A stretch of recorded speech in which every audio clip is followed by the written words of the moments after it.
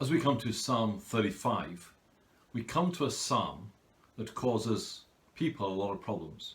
It's one of a small number of psalms, sometimes called imprecatory psalms. So the other ones that would fit within this category would be Psalm 7, Psalm 69, Psalm 109. But there are also a number of psalms that have imprecatory elements in it. So rather than the whole psalm, one or two verses perhaps, in which, as in this psalm, the psalmist calls on God to judge, to act with determination, sometimes in quite blood-curdling terms, against his enemies. And the question posed for us is, what do we make of that as Christians? Now, as we look at Psalm 35, I want to do two little studies in this psalm, slightly different from the way we've handled other psalms.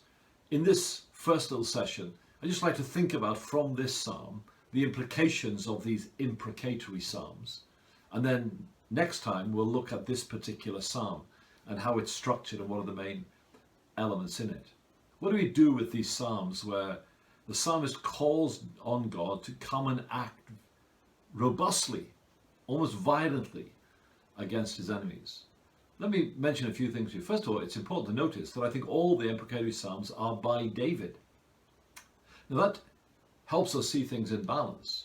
First of all, we need to remind ourselves who David is. David is writing these psalms not as an individual who's being wronged in some interpersonal conflict. David is writing these psalms as the divinely appointed and anointed king of a theocratic nation. So in a sense, he rules in the place of and in the name of God. So the whole point of these imprecatory psalms is these are not just people who have a personal vendetta against each other or a personal falling out. David's enemies are God's enemies. Those who are against David are against God.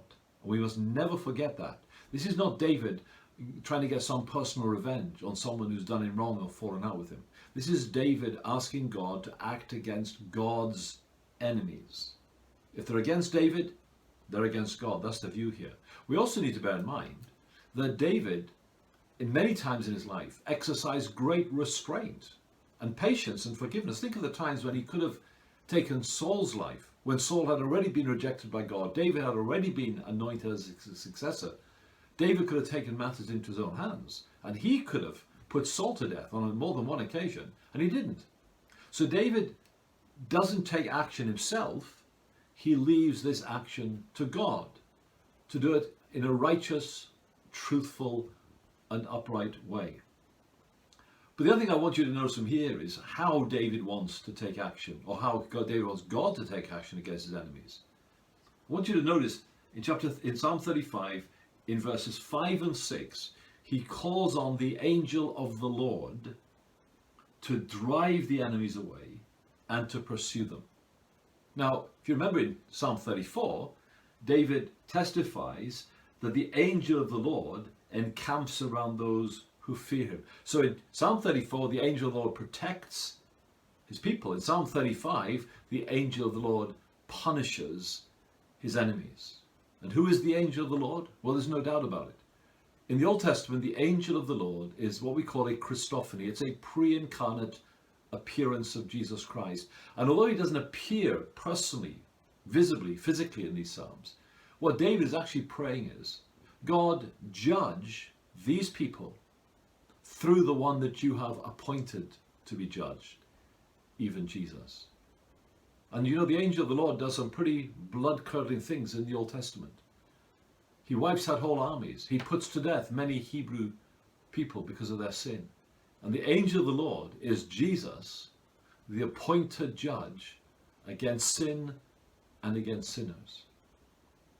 So, what do we do with imprecatory psalms? Well, we can pray them because they're part of Scripture. We have to be very careful, though, how we use them, because it's very hard for us to separate our personal sense of being wronged and God's purpose being wronged. There's nothing wrong, I believe, with praying against people, powers, institutions that are militating against God and His Word and His people. But we should also remember that God tells us in the New Testament, as He does in the Old Testament, is to forgive and to bear with those that wrong us and who we feel have offended us. It's a hard line to follow. It's a hard balance to hold sometimes, but we need to ask for God's help. And then nextly, we'll come back and look at the psalm in a little bit more detail for the psalm itself. And until then, the Lord bless you.